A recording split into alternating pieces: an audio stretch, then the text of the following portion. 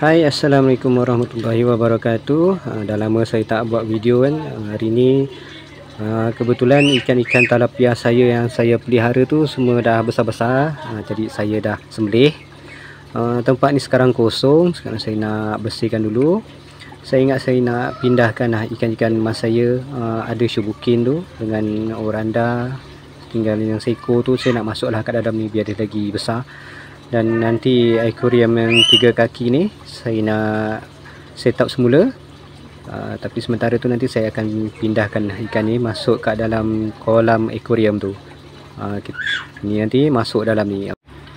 Sementara tunggu air penuh tu, saya running dulu pump. Saya tengok keadaan takut ada leaking ke apa kan. Sebab tadi saya dah buka pump tu, cuma filter ni saya tak bersihkan. Biarkan dia macam tu. Lagipun pokok-pokok ni pun dah subur kan atas tu. Biar je lah, saya tak bersihkan pun dia punya filter tu. Ini tunggu air penuh, nanti baru saya pindahkan ikan lah masuk kat dalam ni. Kolam peti air ni pun sebenarnya dah lama dah saya buat, daripada bulan berapa saya tak ingat itu. Yang ini air dah penuh, tapi memang agak cloudy lah sebab air baru kan. Lagipun saya tak bersihkan filter tu tadi. Sekarang saya nak pindahkan dulu ikan-ikan ni semua, masukkan dekat dalam tempat yang dalam kolam tu. Semoga dia membesar lah dalam tu. Ikan ni pun kat luar pun saya tak terjaga, biarkan dia besar dalam ni. Okey, ni ikan saya dah pindah. Saya tengok okey semuanya, masih dia belum aktif lagi, tapi saya tengok tak ada yang tercungak-cungak kat atas lah.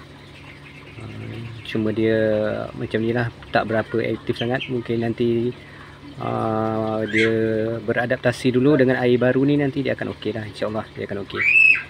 So inilah keadaannya. Itu ada seekor je tu yang besar tu. Itu ikan kawan bagi kan. Itu yang paling lama dalam ni, dalam jagaan saya.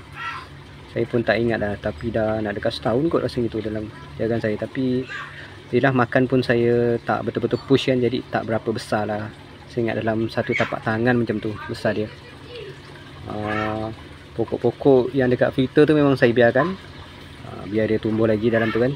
Okey lah tu.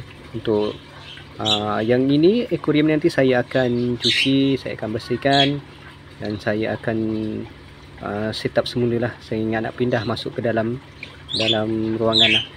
Saya tak nak biarkan dia kat luar macam ni kan, sebab penat lah nak jaga. Sekejap nanti lumut tu dah tumbuh kan, asyik nak bersihkan je, tak larat dah. Nanti sini saya pindahkan lah masuk kat dalam rumah. So apa akan jadi dekat akuarium nanti, saya akan update lah dekat video yang seterusnya. Assalamualaikum warahmatullahi wabarakatuh. Bye bye.